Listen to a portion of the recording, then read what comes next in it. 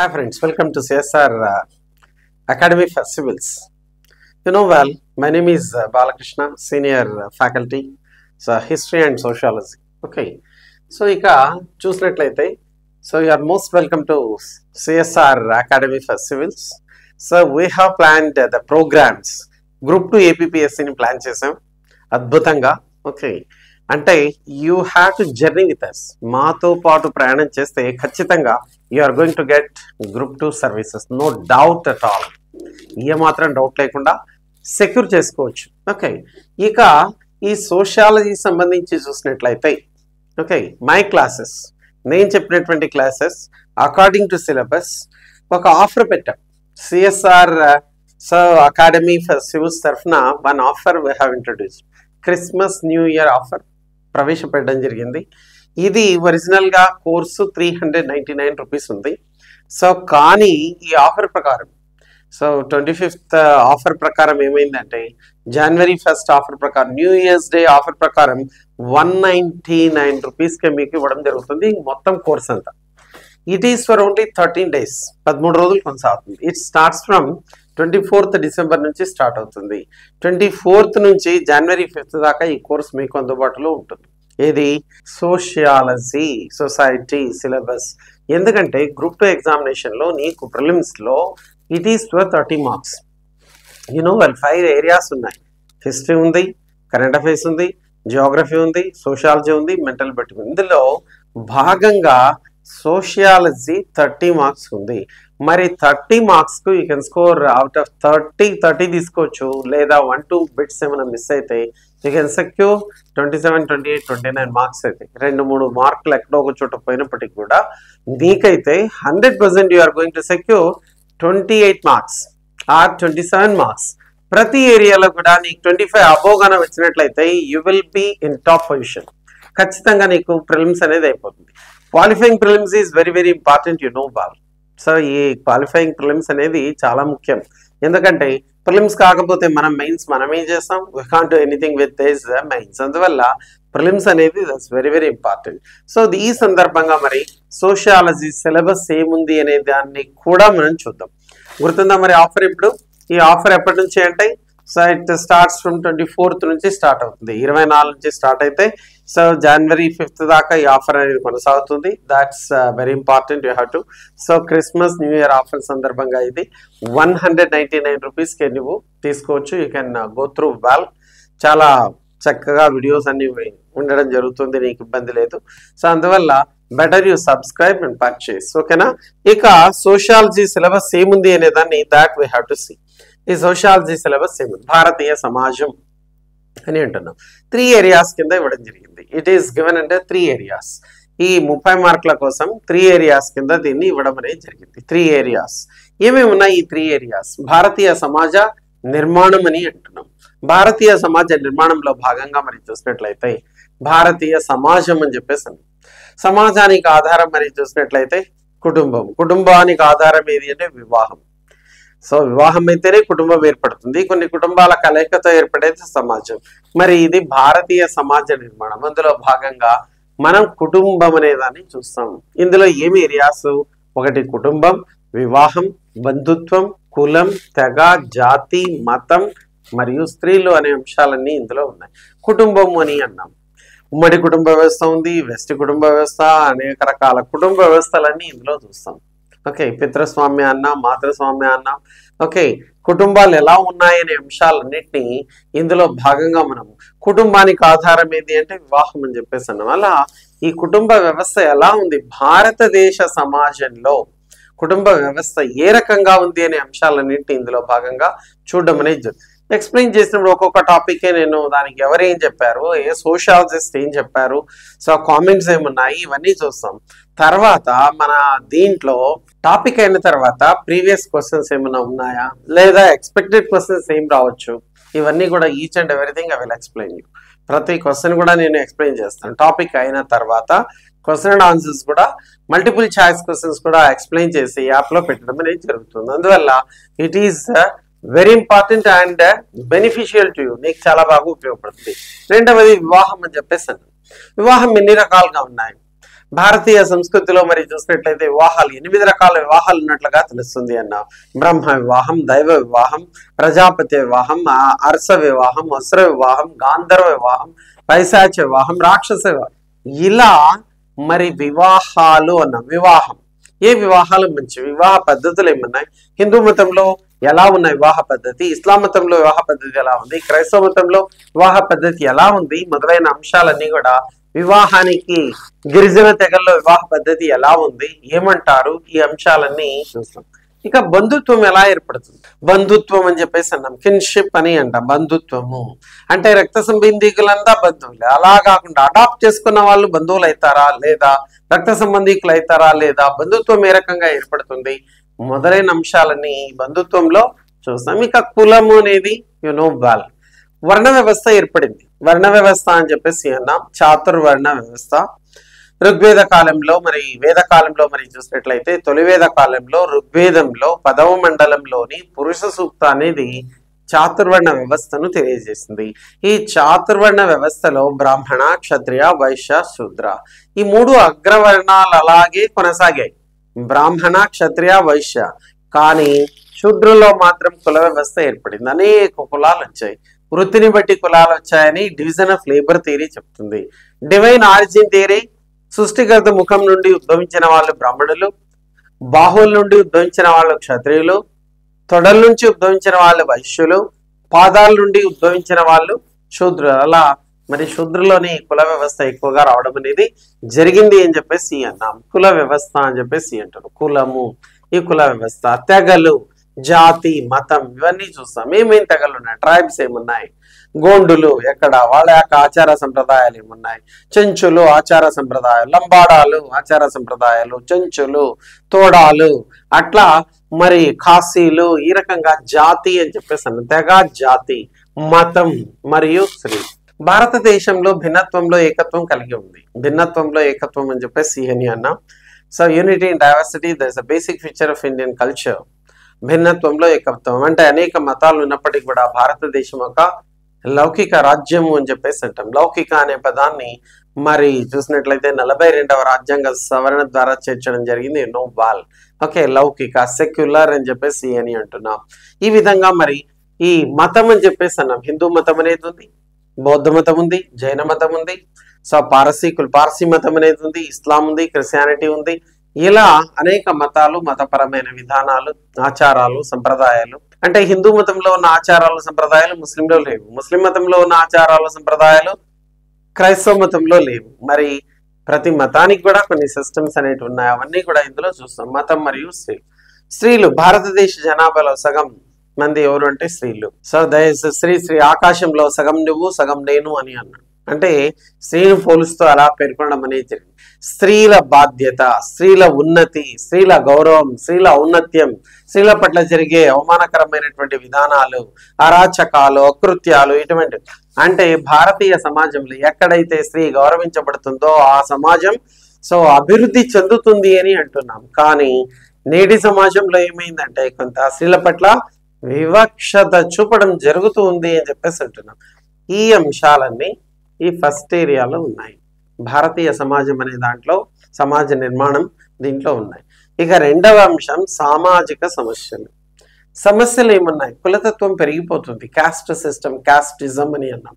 కులతత్వం అనేది పెరుగుతూ ఉంది. నా కులం గొప్పది, నా కులం అన్ని కులాల కంటే గొప్పది, ఇటువంటి భావన వస్తే సంకుచిత ధోరణి ఏర్పడుతుంది. అంటే ఎప్పుడు కులపిచ్చి అనేది ఉండకూడదు. కులం ఏదైనప్పటికీ, మతం ఏదైనప్పటికీ భారతీయత అనే భావన అనేది ఉండాలి.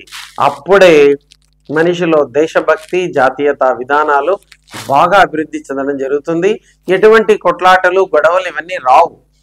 లేదు కులతత్వం అనేది ప్రబలిందనుకో, కులతత్వం ఎక్కువగా ఉన్నట్లయితే అనేక రకాలైనటువంటి సమస్యలు ఉత్పన్నమవుతాయి. ఉదాహరణకు పూర్వం మరి చూస్తే అన్టచబిలిటీ అనేది ఉంది సమాజంలో.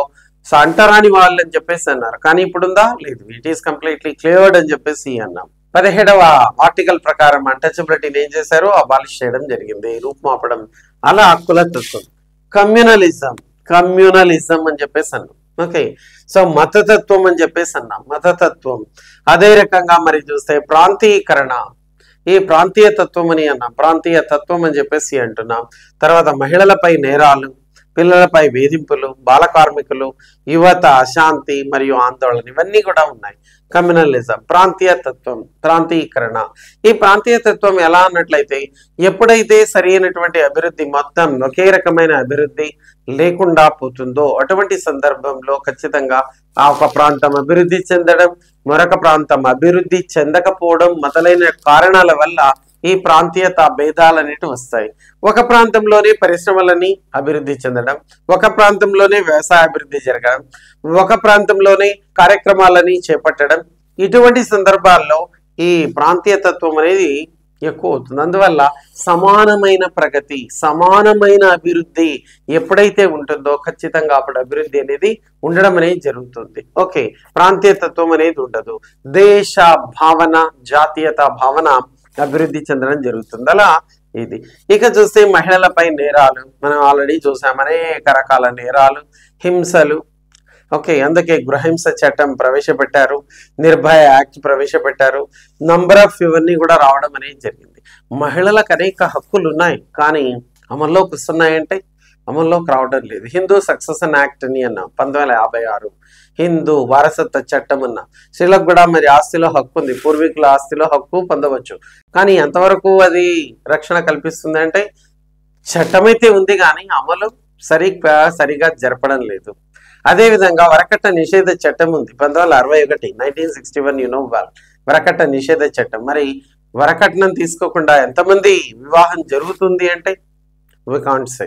ఓకే, అట్లా సో మహిళల పైన జరిగేటటువంటి నేరాలు, పిల్లల పైన వేధింపులు, చిన్న చిన్న పిల్లలు, అభం శుభం కూడా తెలియని పిల్లల పైన అఘాయిత్యాలు చేయడం, సో అదే రకంగా ట్రాఫికింగ్, ఇవన్నీ కూడా డ్రగ్స్, ఇటువంటివన్నీ కూడా ఈ నేరాలనేటివి పెంచి పెరిగిపోతున్నాయి. దీనికి మరి చూస్తే ఇవన్నీ సమస్యలన్నీ మనం ఇందులో చూస్తాం. ఎటువంటి విధానాలు ఉన్నాయి, ఏమైనా అంశాలు ఇందులో చూడడం. ఇక బాల కార్మికులు అని చెప్పేసి అన్నాం. చిన్నప్పుడే చదువు సంధ్య లేకుండా, పాఠశాలకు వెళ్లకుండా 14 సంవత్సరాల లోపున్నటువంటి పిల్లలు ఏ కర్మాగారానికో సో ఇతరత్ర పనికో వెళ్ళినట్లయితే దాని ఏమని అన్నాం, బాల కార్మికత అన్నాం. భారతదేశంలో అత్యంత ఎక్కువగా బాల కార్మికత అనేది కొనసాగుతూ ఉంది. చెత్త కాగితాలు ఏరే వాళ్ళు, అగ్గిపెట్టెల పరిశ్రమలో పనిచేసే వాళ్ళు, క్రాకర్స్ ఇండస్ట్రీలో పనిచేసే వాళ్ళు, హోటల్స్ లో పనిచేసే వాళ్ళు, సో అనేక రకాలైనటువంటి వృత్తుల్లో చిన్న చిన్న పిల్లల భవిష్యత్తును మనం ఏం చేస్తున్నామంటే సో నలిపివేస్తున్నాం, పూర్తిగా అభివృద్ధి లేకుండా చేస్తున్నాం. అందువల్ల ఈ బాల కార్మిక వ్యవస్థ అని చెప్పేసి 1986 act, so that is the child labour prohibition act 1986 అని చెప్పేసి అన్నాం. సో చాలా జాగ్రత్తగా వ్యవహరిస్తూ ఉంది. కానీ అయినప్పటికీ కూడా ఇంకా బాల కార్మికులను చూస్తూనే ఉన్నాం అక్కడ. అలా అది ఒకటి. యువత అశాంతి మరియు ఆందోళన. యువతలో ఎందుకు అశాంతి ఉంది? మార్నింగ్ లేచే దగ్గర నుంచి ఏదైనా పని ఉందనుకో అశాంతి ఉండదు, అదే రకంగా ఆందోళన అంతకంటే ఉండదు. మరి ఏ పని లేకుండా, ఉద్యోగం లేకుండా, ఏమీ లేకుండా ఉన్నట్లయితే అశాంతి, ఆందోళన రెండు వస్తాయి. అందుకే నిరుద్యోగ విధానాలు లేకుండా చేయాలి, నిరుద్యోగం అనేది లేకుండా చేయాలి, అన్ఎంప్లాయ్మెంట్ అనేది ఉండొద్దు, ఏదో ఒక పని కల్పించగలగాలి. అటువంటి సందర్భంలో ఇబ్బంది లేకుండా, మరి ఆందోళన ఇవన్నీ లేకుండా, అశాంతి లేకుండా ఉండడం జరుగుతుంది. అలా ఈ సామాజిక సమస్యలు ఏమైతే ఉన్నాయో ఇవన్నీ కూడా చూస్తాం. మూడవది సంక్షేమ యంత్రాంగం అని చెప్పేసి అన్న పబ్లిక్ పాలసీలు మరియు సంక్షేమ కార్యక్రమాలు, ప్రభుత్వం చేపట్టినటువంటి వెల్ఫేర్ ప్రోగ్రామ్స్ ఏమైతే ఉన్నాయో అవి, అదే రకంగా మరి రాజ్యాంగం మరియు చట్టబద్ధ షెడ్యూల్ కులాలు, షెడ్యూల్ తెగలకు సంక్షేమ కార్యక్రమాలు.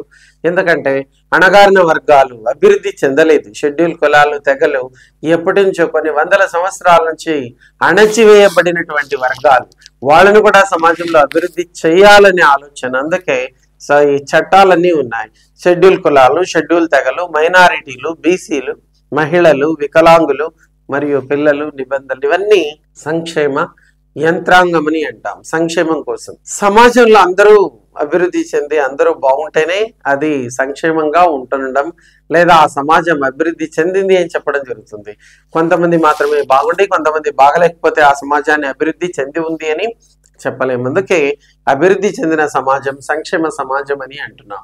సంక్షేమ పథకాలు అందరికీ అందాలి. ఓకే, ఎవరైతే అణగారిన వర్గాలు ఉన్నారో, అభివృద్ధి చెందలేదో, సో అటువంటి వాళ్ళకి అందరికీ అందాలి. అందుకే ఇక్కడ షెడ్యూల్ కులాలు, షెడ్యూల్ తెగలు, మైనారిటీలు, అదేవిధంగా బీసీలు, మహిళలు, వికలాంగులు, పిల్లలు, ఓకే, ఏజ్డ్ పీపుల్, ఇటువంటి వాళ్ళకంతా సంక్షేమ కార్యక్రమాలన్నీ కూడా అవసరం. ఇలా మనకు ఖచ్చితంగా మరి చూసినట్లయితే ఈ సిలబస్ అంతా కూడా నీకు సో మనము చేసేటటువంటి విధానం ఎలా ఉంది అన్నట్లయితే ఒకటి ఖచ్చితంగా మనం so we are going to discuss the topic. ఒకటి మనం ఇందులో ఏం చేస్తామన్నట్లయితే టాపిక్ ఏంటి అనేది చూడడం అనేది జరుగుతుంది. So first we are going to discuss the topics అని చెప్పేసి అన్నాం. ఓకే, ఈ టాపిక్ ను డిస్కస్ చేయడం అనేది జరుగుతుంది. That's one of the important area. Okay, ఏదైతే టాపిక్ ఉందో ఓకే సో ఈ టాపిక్ ను డిస్కస్ చేయడం అనేది జరుగుతుంది. ఫస్ట్ ఏంటి టాపిక్ డిస్కషన్ అనేది ఒకటి అని చెప్పేసి అన్నాం. ఓకే, ఆ టాపిక్ పైన నీకు ఏదైతే ఉందో మెటీరియల్ ఏమైతే ఉందో దాన్ని అప్లోడ్ చేయడం. సో దేర్ ఇస్ మెటీరియల్ ఏదైతే ఉందో సో మెటీరియల్ ని అప్లోడ్ చేయడం అనేది దట్స్ వన్. తర్వాత ఆ టాపిక్ సంబంధించిన బిట్స్ అన్ని కూడా డిస్కస్ చేయడం, ఆ టాపిక్ సంబంధించిన ఎగ్జామ్స్ పెట్టడం. ఓకే, ఈ ఏరియాస్ అన్ని కూడా మనం చూస్తాం. సోషియాలజీలో మరి చూసినట్లయితే ఒకటి సో ఖచ్చితంగా టాపిక్, ఆ టాపిక్ అయిన తర్వాత దానికి సంబంధించిన మెటీరియల్, దానికి సంబంధించిన బిట్స్, తర్వాత ఎగ్జామ్స్. ప్రతి టాపిక్ కూడా కులం ఉంది, కులం అంటే ఏంటి, కులంలో ఏం బిట్స్ వస్తాయి, వివాహం ఉంది ఏం బిట్స్ వస్తాయి, అదే రకంగా మరి చూసినట్లయితే మతం ఉంది ఏం బిట్స్ వస్తాయి, ప్రతి అంశంలో కూడా ఓకే సంక్షేమ పథకాలు ఉన్నాయి ఏం సబ్జెక్ట్ బిట్స్ వస్తాయి. ప్రతి అంశంలో కూడా మనం ఇలా వెళ్ళినట్లయితే so 100% you are going to get good knowledge and sociology. సోషియాలజీలో మంచి నాలెడ్జబుల్ గా తయారు కావడం. So you can score up to okay ఖచ్చితంగా మనకు సోషియాలజీలో ఓకే సో ది సోషియాలజీలో మరి చూసినట్లయితే అవుట్ ఆఫ్ 30 మార్క్స్, ఈ 30 మార్క్స్ గాను మనకున్నది 30 మార్క్స్ అన్నాం. You can score even 28 marks or sometimes 27 అన్నా 28 మార్క్స్ అన్నా తీసుకోవచ్చు. It is very easy to secure 27. Least అన్నా కూడా యూ కెన్ సెక్యూర్ 25 మార్క్స్. 25 మార్కులు అయితే పక్కాగా వస్తాయి, no doubt at all. Okay, so నువ్వు ఏ బుక్ చదవకుండా మన క్లాసు, మన నోట్స్, మన టెస్ట్లు విన్నా కూడా నీకు you are going to get 25 marks must గా నీకు రావడం జరుగుతుంది. అంటే 5 ఏరియాస్ లో 5 మార్కులు కట్ అయితే నీకు ఎన్ని మార్క్స్ కట్ అవుతాయి?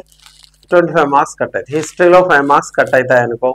సో అదే రకంగా current affairs 5 marks, sociology 5 marks, mental ability 5 marks, geography, ఇలా 5 మార్కులు ఒక ఏరియాలో కట్ అయినా నీకు 5 ఏరియాస్ ఉన్నాయి కాబట్టి ప్రిలిమ్స్ లో 25 మార్క్స్. అంటే నీ స్కోర్ ఖచ్చితంగా ఎంత ఉండాలి? అవుట్ ఆఫ్ 150 ఈ 150 మార్క్స్ కోసం ఓకే 150 మార్క్స్ కు 125 మార్క్స్ అయితే ఖచ్చితంగా నువ్వు తీసుకోగలగాలి. నువ్వు ఖచ్చితంగా 125 మార్క్స్ అయితే వస్తాయి, no doubt at all. Out of 150 prelims లో ఉన్నటువంటి 150కి ఓకే 125 మార్క్స్ అయితే కంపల్సరీ రావడం జరుగుతుంది. అవుట్ ఆఫ్ 150 మార్క్స్ నీకు 125 మార్క్స్ అయితే వస్తాయి. So but you have to journey with us, మనతో పాటు ప్రయాణం చేయగలగాలి.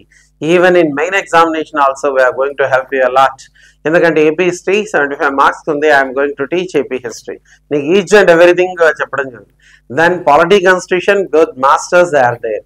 So then economy so this Phaneeshwar sir he is going to teach well. And science and technology Naresh గారు అద్భుతంగా చెప్తారు.